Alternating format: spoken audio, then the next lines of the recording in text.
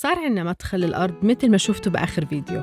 بعد شغل أسبوع متواصل شلنا كل الملش من الطريق وطبقة من التربة السطحية، وبلشنا نفرد الجرافل بمدخل السيارة، وفصلنا الشجر لقسمين. احتفظنا بالجزء اللي رح نستفيد منه، ما كان عنا خيار غير إنه نحرق الشروش والعروق الصغيرة حسب العرف بمناطق الريف.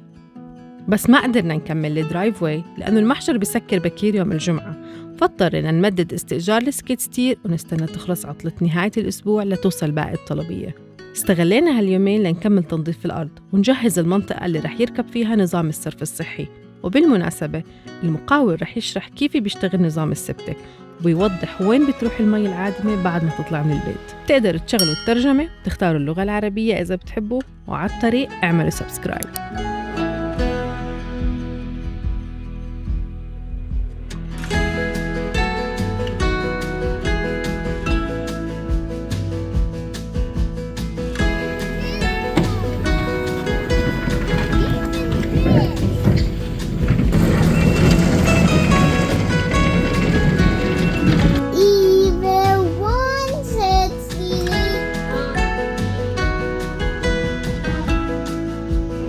امسكي طيب.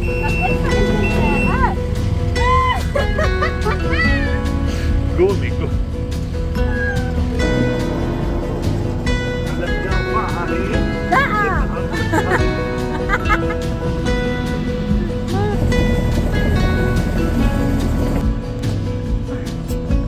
باي. خلاص وصلت.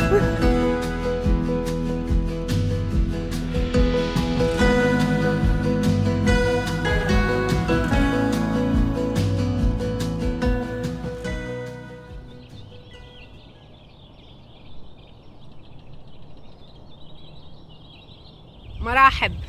اللي رح نعمل اليوم بدنا نحاول نكمل الحرق، نحرق البقية الشجر اللي احنا مش بحاجة له، والديرت او المالش او الاشياء هاي اللي عم تطلع من الارض نحاول نفردها بكل المنطقة اللي احنا منظفينها. وصلنا على الابليكيشن انه رح يكون في مطر. هلا هل هذا الاشي رح ينفع مع النار؟ ما بنعرف.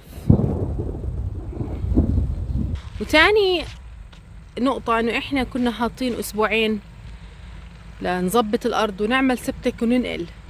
ضايل من هالأسبوعين 5 أيام فقط، هم 4 بس بدي أزيدهم يوم 5. ما بعرف صراحة إذا رح يكون possible إنه نكون هون خلال 5 أيام. لسه ما كملنا تنظيف أرض، لسه ما حطينا سبتك، لسه ما جبنا تانك مي، لسه ما في عنا كهرباء. يلا على الشغل.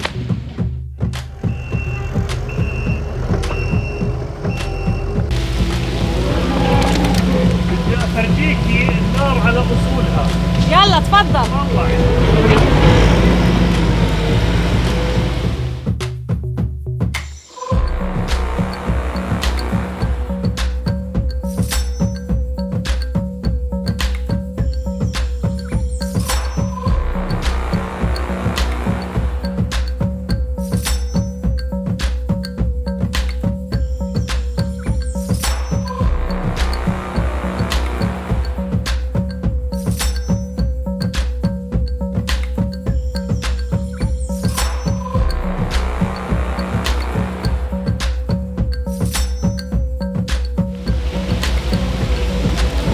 تغرز.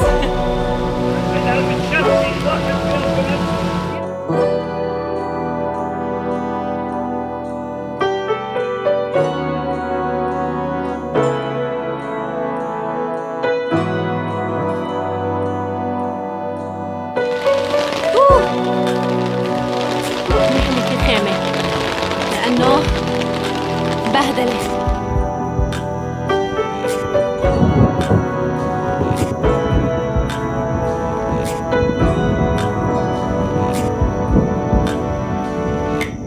الإنجاز مش بطال، مرتب. فضينا هاي المنطقة كلياتها، كان فيها كومة شجر، وبلشت أشيل الشروش من الأرض وأكوم فيهم هون. كل ما نخلص من كومة إشي بيطلع لنا كومة تانية، والحرق شغال. ضايل بس هاي الكومة. غدا بنكمل. شتت شوي، الشتوة كانت مناسبة إني أكبس الأرضية بالدرايف واي، فممتاز. بس بلشت تبين.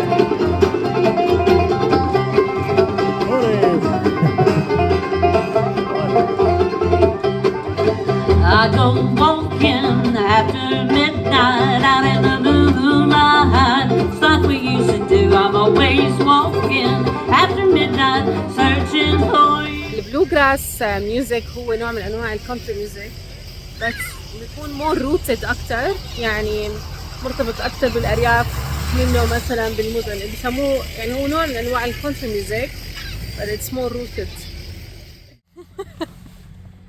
ما بلاقيه إلا ما نازل بينظف بهالشباك.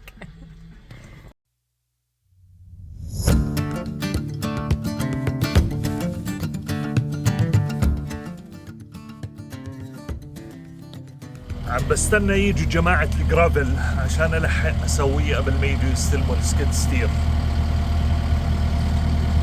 صارت الساعة 7:30 وهم لساتهم مش واصلين. هو المشكلة إنه الدرايف واي بده بعد ما الواحد يفرد الحصمة لازم يضل رايح جاي عليه بالسكيد ستير عشان يكبسه ويمسك منيح. يوصل اللود الأول لليوم.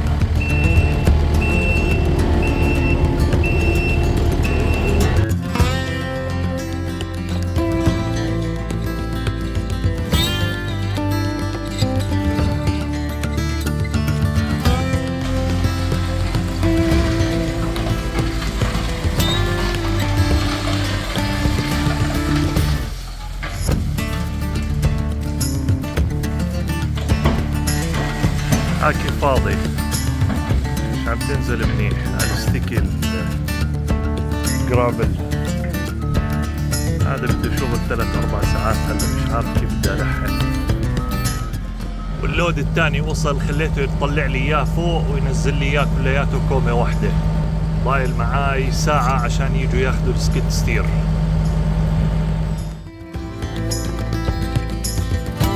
تقريبا خلصت شغل ويجوا اخذوا الماشين، يعني كان لسه بدها شوية شغل الارض، بس تايم اوت يعني مش بطالة، بدها شوية تظبيطات، بس مبدئيا امورنا كويسة. بنقدر ندخل هلا تانك مي، بنقدر ندخل الجماعة تبعون السبتك اللي بدهم يجوا يركبوا السبتك، بيقدروا يفوتوا بالترك تبعهم ويحملوا التانك. يعني أسبوع كان فيه إنجاز ممتاز.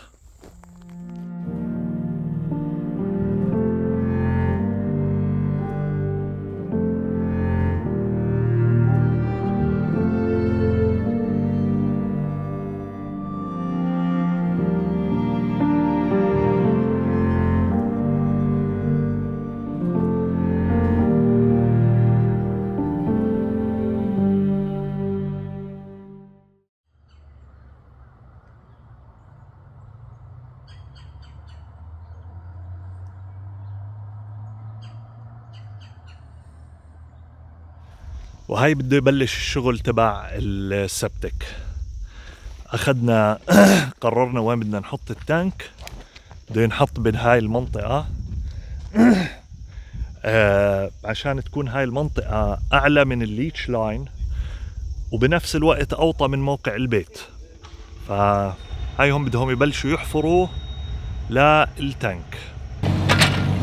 بلشوا يحفروا، نزلوا 3 فيت، طلع لهم ساند روك. يعني بحكي لي هذا الجبل كلياته التوب تبعه كلياته عبارة عن حجر رملي.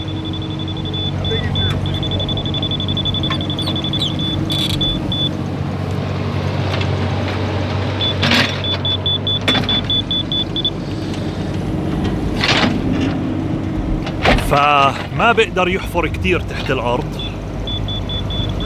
شو رح نضطر نسوي؟ نجيب موديل تاني من التانك بسموه لو بوي، بيجي أقصر وأعرض وأطول. هم اليوم مش ناويين يكملوا كل الشغل، وكان الموعد تبعنا بعد 3 أسابيع تقريبا. بس قد ما بعتنا له انه اذا بصح لك تيجي ابكر تعال، ففي عنده يوم فراغ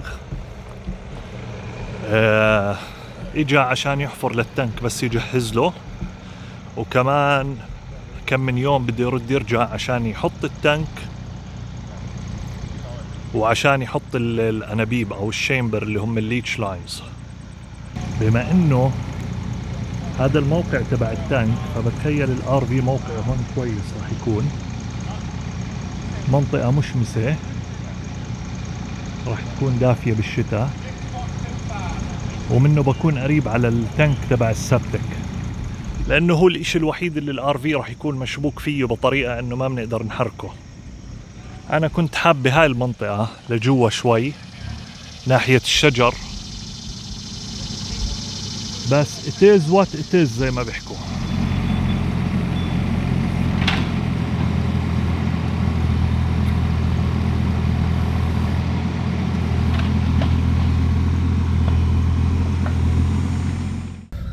خلصوا اجوا حفروا الحفرة تبعت التانك ووصوا التانك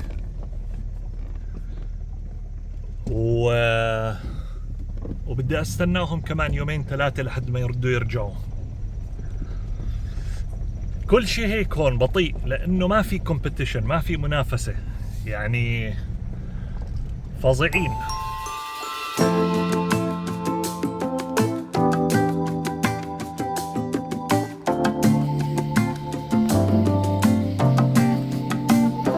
ينال مبسوط ماما؟ شو عم تستنى طيب؟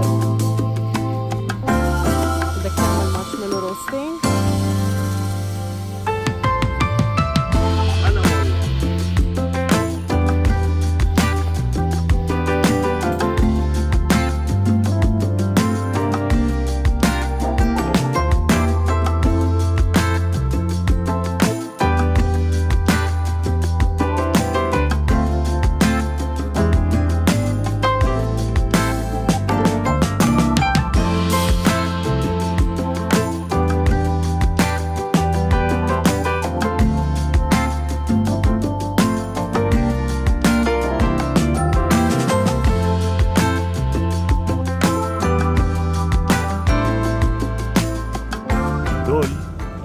سموهم شامبرز، اللي هي المي راح تنزل تحتهم. مش متأكد كيف بيشتغلوا بالضبط، بس أتوقع إنهم بحطوهم بس بغطوا فيهم هاي المنطقة اللي حافرينها، بصيروا يمدوهم تحت التراب، والمي بتصير تسيل تمشي تحت الأرض. هلا بنتفرج بنشوف كيف تشتغل.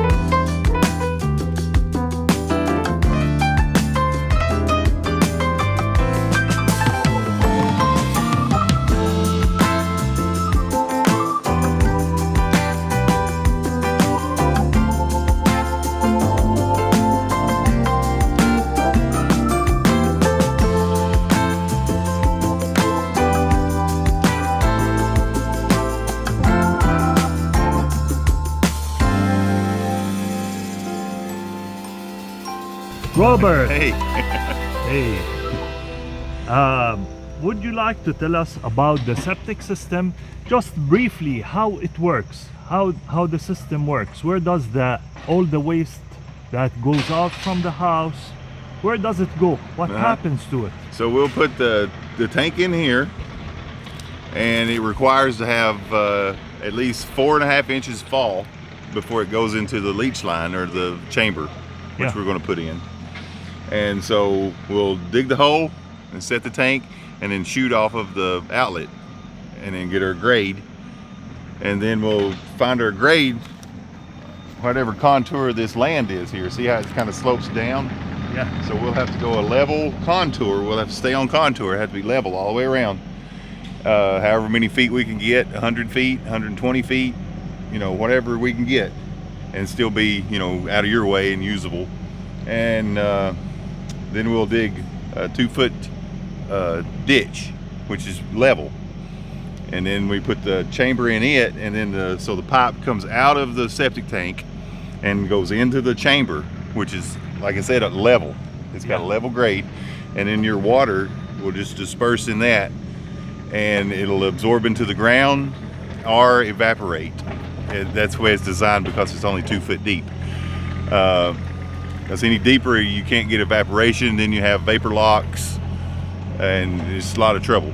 So that's why they're so strict on having it 2 foot deep, because the chamber is 1 foot tall itself. So it's got a foot of dirt over the top of it.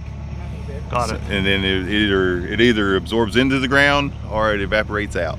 And what happens to the solid waste that goes from the house to the tank? The solid waste goes into the tank, and in the tank it'll create its own bacteria, and it'll break it all down.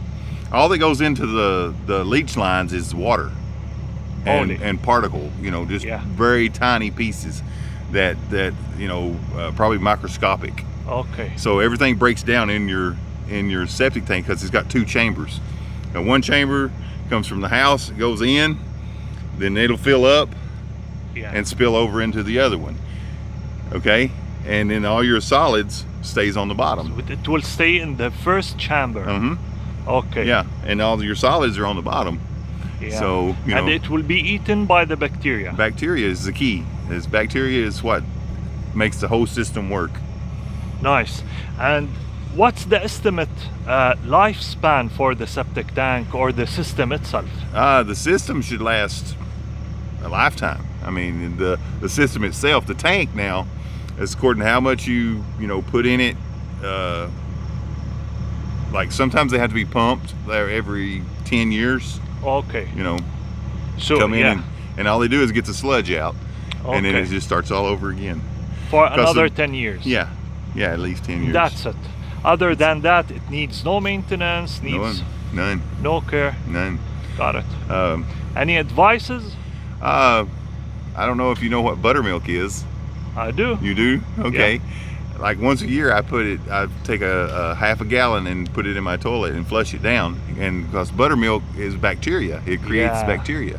Okay, so it helps with growing the bacteria inside the tank. Yep.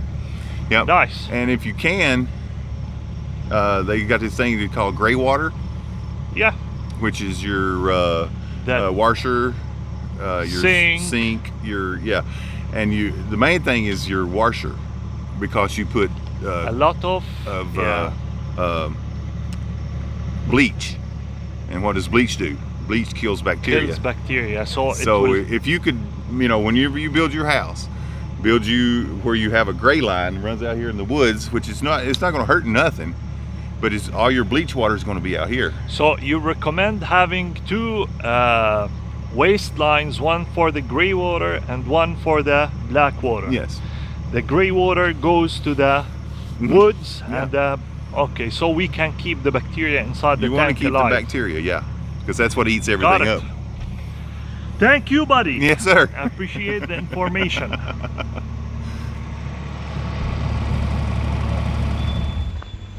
تعرفوا المهندس هذا اللي بيجي بس نص ساعة للمشروع، بقعد بحط اجر على اجر، بس للأسف فيش عندنا شاي وقهوة نضيفه. الشعر بأمورنا زينة. زينة؟ ماشي. قد ايه بدهم وقت ليخلصوا الشباب تاعونك؟ هدول مش تبعوني صدق هدول. بما انتك المقاول شايفين التعامل بفوقية؟ قد ايه بدهم وقت ليخلصوا؟ يعني بنخلص بيوم ولا لا؟ حسب ما انا شايف شو بده شغل، بده 4-5 ساعات بيكون فتح الترنش الثاني وحط فيه الشامبرز. بس ما اظن انه راح يطموهم اليوم، لازم يحكوا مع جوزيف. الانسبكتر يجي ويشوف، لازم يجي يشيك يحكي لهم تمام بعدين بطمروا. فاذا جوزيف حكى بكره جاي بكره بتكون جاهزه. خلصوا شغل اليوم، ضايل قطعه واحده صغيره بس بدهم يركبوها اللي بتكون طالعه من التانك، وبكره او هلا بده يبعث للانسبكتر اللي بيجي بيعمل كشف، بيجي بتطلع بتأكد انه كل اشي مشغول صح، بيعطي موافقة، بعدين ببلشوا يطمروا بالتراب وبسكروا كل اشي. بتصير السبتك جاهزة. شو بضل؟ نركب الانلت. هلا بس ضايل نحط الانلت تبعت التانك، هذه مفروض انا اللي اركبها.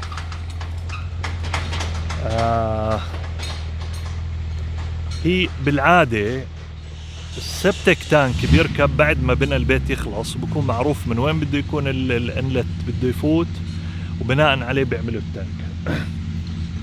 بس بالكيس تبعتي لانه انا بدي اول اشي اكون على الارض بالار في ومحتاج للسبتك، اضطرينا نحط السبتك قبل ما نبلش بنا. فبصفي